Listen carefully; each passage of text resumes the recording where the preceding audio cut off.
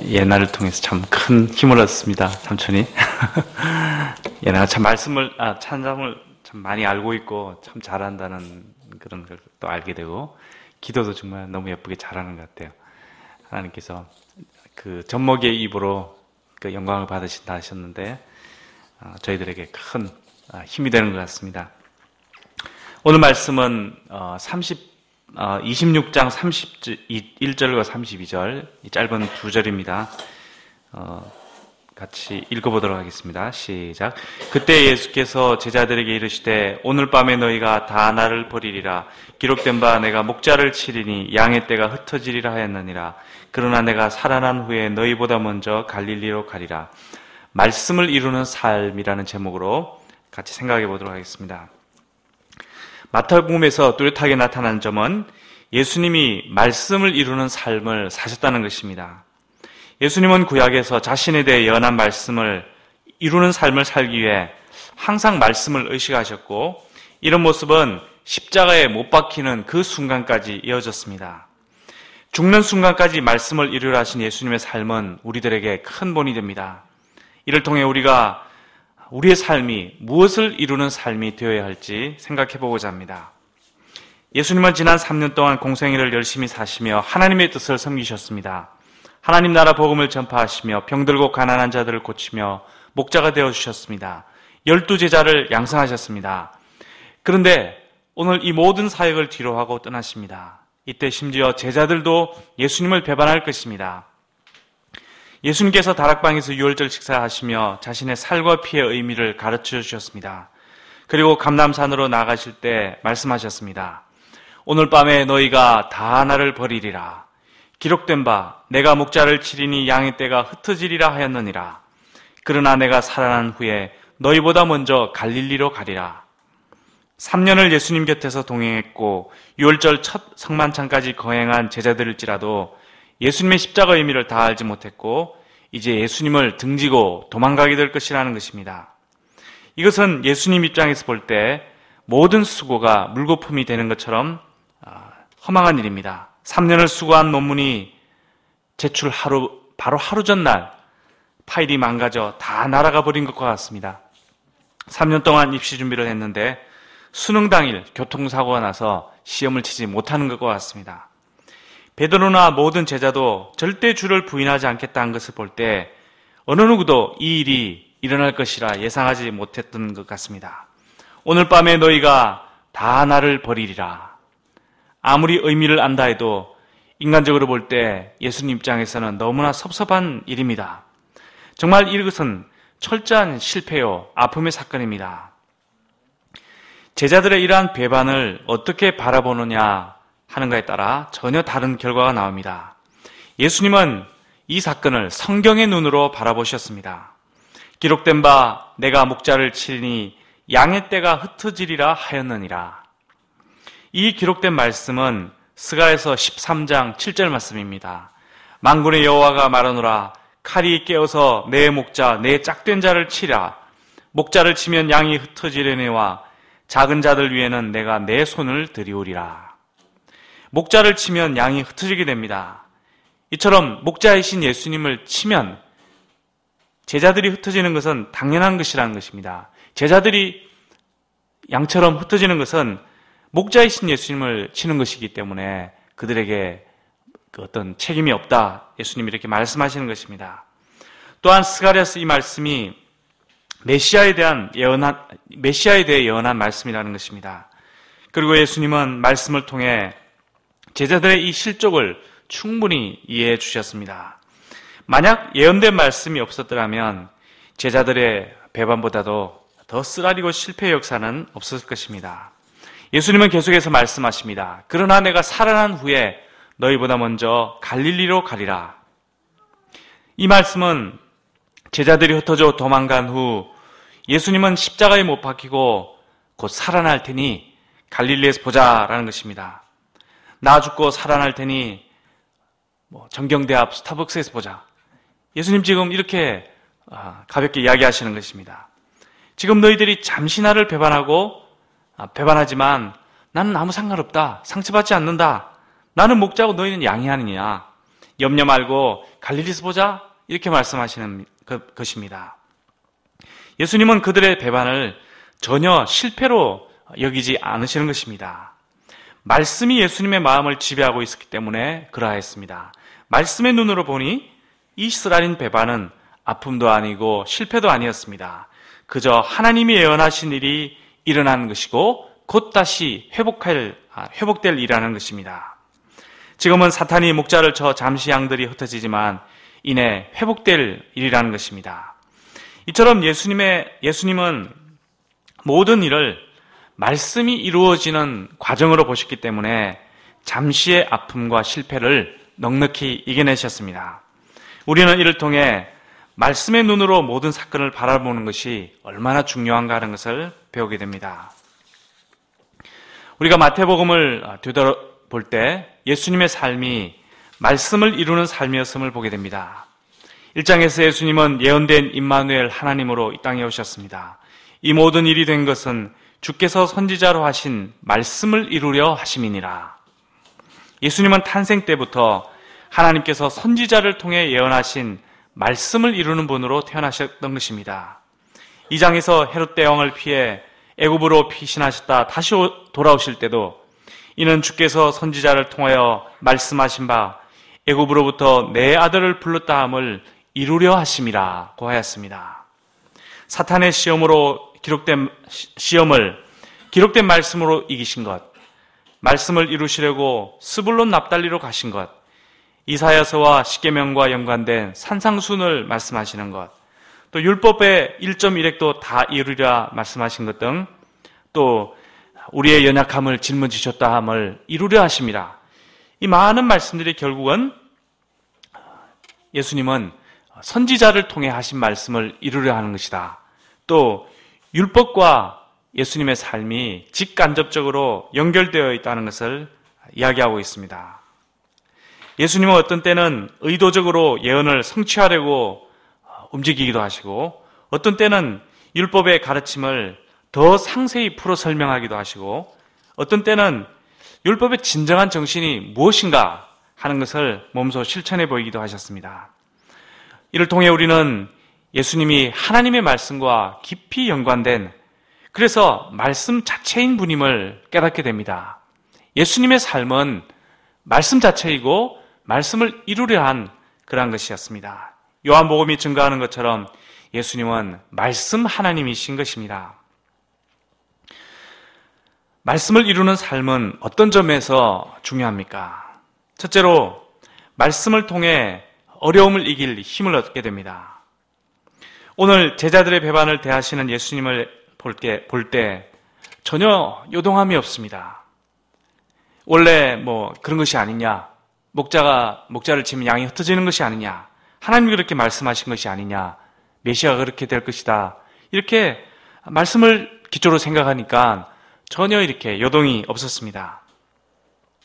또 잠시 아픔은 있겠지만 부활하여 다시 갈릴리에서 만날 그러한 소망을 품고 계십니다.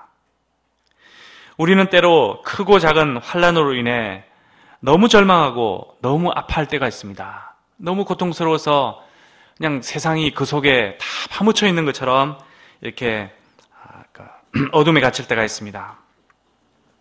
예를 들어서 믿음이 어릴 때는 핍박에 대한 두려움 때문에 신앙생활을 제대로 못합니다. 핍박 때문에 도저히 믿음을 지키지 못할 것 같습니다.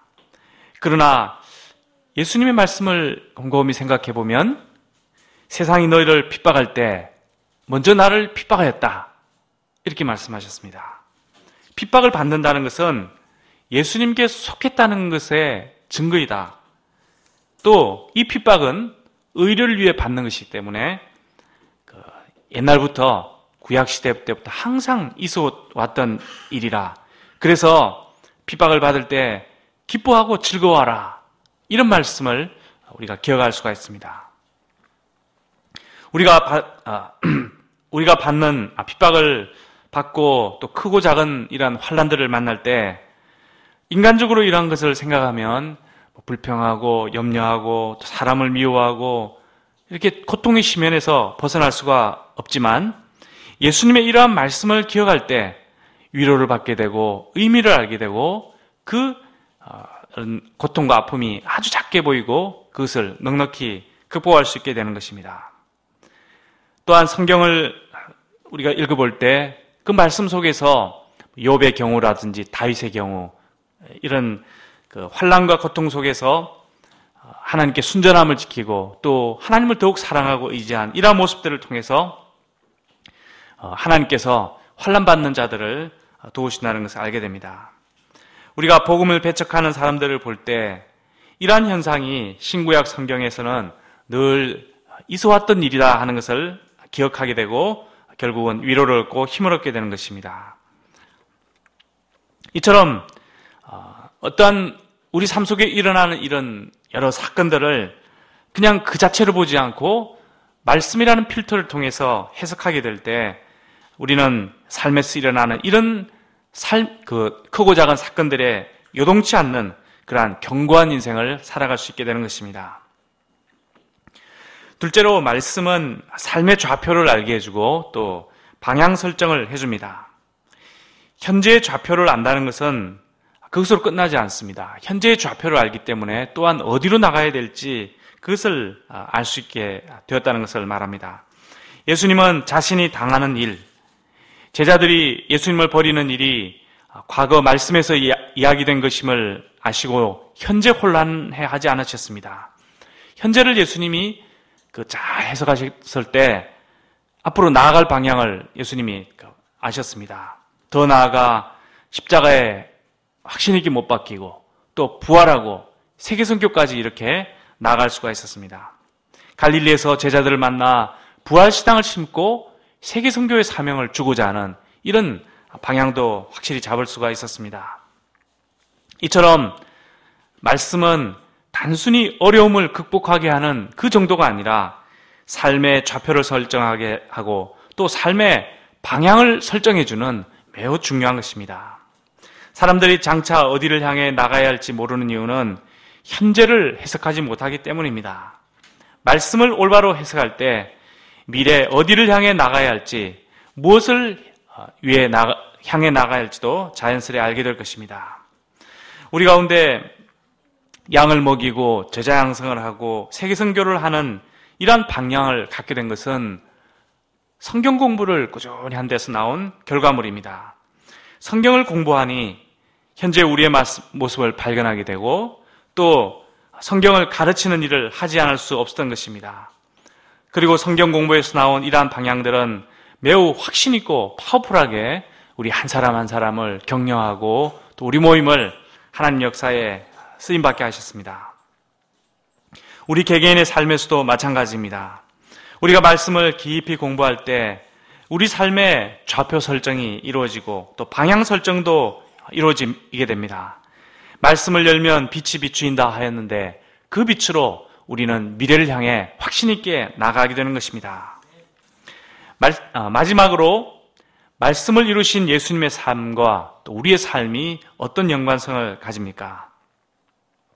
사실 신구약 성경에 예수님에 대해서는 특히 구약성경에 예수님에 대해서는 예언된 것이 넘쳐나지만 우리에 대해서 예언된 것은 없습니다.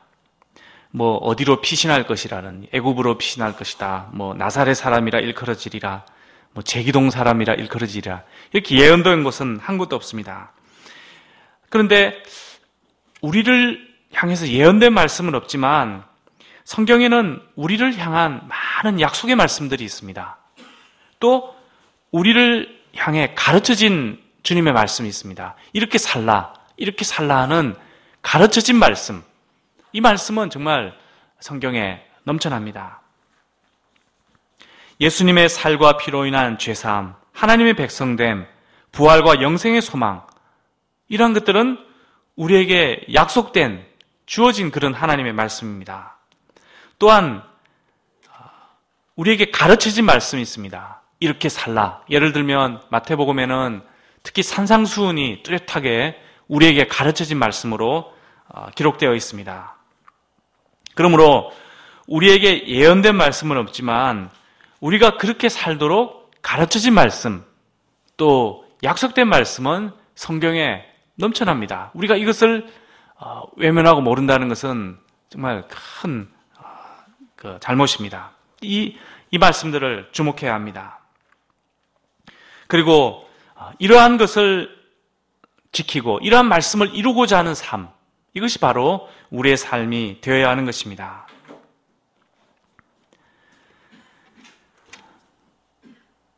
비록 산상순뿐이겠습니까? 마태복음에서만 해도 우리에게 가르쳐진 수많은 말씀들이 있는데 우리는 이것을 이루는 그러한 삶을 살고자 합니다. 이는 마치 예수님께서 구약의 말씀을 이루는 삶을 사셨던 것과 흡사합니다. 예수님은 사단의 시험을 받으셨을 때 기록된 바 하시며 하나님의 말씀대로 살고자 하셨습니다. 어려움을 당할 때 말씀을 통해 해석하시고 문제에 빠지지 않으셨습니다. 이처럼 우리가 주님의 이렇게 하신 것처럼 기록된 주님의 말씀, 우리에게 가르쳐진 그 말씀대로 살고자 하는 것, 기록된 바 하며 그 말씀대로 살고자 하는 것이 바로 이러한 예수님의 그 말씀을 이루는 삶을 우리가 배워나가고 닮아나가는 것이라 할 수가 있습니다. 우리의 삶은 무엇을 이루고자 하는 것입니까? 세상에서는 사람들이 무엇인가 이렇게 이루는 삶을 살아가고자 애를 많이 씁니다. 예를 들어 과거 일제시대 때 독립투사들은 민족 해방을 이루는 삶을 살고자 애를 썼습니다. 이를 위해 자신의 재산과 또 가족과 땀과 피와 목숨까지 내어주었습니다. 우리 부모님 세대는 이제 해방이 된 후 조국 근대화를 이루는 삶을 살아왔고 또 가족을 먹여 살리는 가족의 복지를 이루는 그러한 삶을 살아오셨습니다. 또 어떤 세대는 민주화를 위해서 자기의 청춘을 드리는 민주화를 이루는 삶을 살고자 했고 또 오늘날을 생각해 보면 이런 공동체적인 것보다는 개개인의 행복한 삶을 이루는 삶을 살고자 애를 쓰는 것 같습니다. 어떻게 보면 이렇게 개인의 행복을 이루는 삶을 살고자 하는 것은 자신의 삶이 무엇을 위해 살아야 하는지 이것을 모르는 것일 수가 있습니다. 사람이 개인의 행복을 위해 살아가는 것은 그냥 기본적으로 해나가야 하는 것이지 그것을 이루는 삶을 산다는 것은 우리 삶의 목적이 될 수 없기 때문입니다. 만약 우리의 삶이 이런 개인의 행복을 위한 것이라면 하나님의 뜻과는 별 상관이 없게 될 것입니다. 예수님의 삶과 고난과 별 상관이 없는 그냥 끝나버리는 이런 삶이 될 것입니다. 우리가 예수님을 생각할 때 마태복음에만 국한해서만 생각할 때도 예수님은 말씀을 이루는 삶을 사셨습니다. 항상 구약을 염두에 두고 말씀을 어떻게 이룰 것인가, 그 기록된 말씀을 어떻게 이룰 것인가, 그것을 주님의 그 삶 속에 실천하고자 늘 애를 쓰셨고 정말 십자가에 달리는 그 순간까지도 이러한 삶을 사셨습니다. 선지자의 예언을 이루고 율법을 이루고 하나님의 뜻을 이루는 삶, 양들을 위해 자기 살과 피를 제물로 드리는 삶, 말씀에 이야기된 그 모든 것을 이루려고 하는 그런 삶을 예수님은 살아가셨습니다. 이러한 예수님의 삶에는 배경이 있었고 흐름이 있었고 의미가 있었고 방향성이 있었고 열매가 있었습니다. 말씀을 이루는 삶이라는 것은 바로 이러한 축복을 얻는 길입니다. 우리에게도 이런 예수님의 삶의 자세, 이런 예수님의 삶의 기도 제봉이 필요한 줄 믿습니다. 신구약 성경을 이루려는 삶, 하나님의 뜻을 이루려는 삶, 성경에 의해 가르쳐진 말씀을 이루려는 삶, 이러한 삶이 우리 삶의 좌표를 설정해주고 방향을 설정해주는 것이 될 것입니다. 우리가 크고 작은 풍랑을 만날 때 요동치 않고 올바로 삶을 해석하고 영원한 진리와 생명을 향해 항해하도록 하는 돛이 되고 또 키가 되어줄 것입니다. 우리 삶이 예수님처럼 하나님의 말씀을 이루고자 하는 것이 되기를 간절히 기도합니다. 저는 오늘 창모 목자님 졸업식에 참석해서 이청에서 이렇게 그 졸업식을 쭉 보면서 몇 가지 이렇게 느껴지는 것이 있었습니다. 그 중에 한 가지는 거기에 보면 많은 이제 젊은 학생들이 있고 또 우리 교수님들도 있고 또 그동안 열심히 공부한 뭐 학부생, 또 석사, 박사 이런 학생들이 있고, 그들은 어떤 그 교육 과정을 이루어서 뭔가 이제 공부를 해서 세상에서 이렇게 하고자 하는 그런 목적으로 이제 공부를 해왔을 것입니다. 또 단상을 보니까 뭐 이사장도 있고, 뭐 총장도 있고, 또 유명 인사들, 이번에는 국회의원 뭐 오선한 이런 거물급 국회의원이 그 명예 박사학위를 받는 그런 게 있어가지고, 굉장히 부각이 많이 됐고, 또 예전에 국무총리를 잠깐 했던 그 장상 국무총리, 그분도 와서 이렇게 축사를 하고, 그래서 저는 이제 그런 것을 쭉 보면서, 야, 이분들이 자신의 삶을 정말 열심히 살아왔구나. 또 뭔가 사람이 이루려는 삶을 살고, 결국 이제 저런 것을 이루게 되는 것입니다. 근데 제 자신의 삶을 보고, 또 이제 창모 목자님의 삶을 볼 때, 우리는 무엇을 이루려는 삶을 사는가? 어떤 학위라든지, 명예라든지, 뭐 교수가 된다든지, 돈이라든지, 뭐 어떤 권력이라든지, 이런 것을 이루려는 그런 삶이 아니라, 하나님의 말씀을 이루려고 하는 삶이고, 그렇게 되어야 되지 않는가? 그것이 새롭게 심령에 다가왔습니다.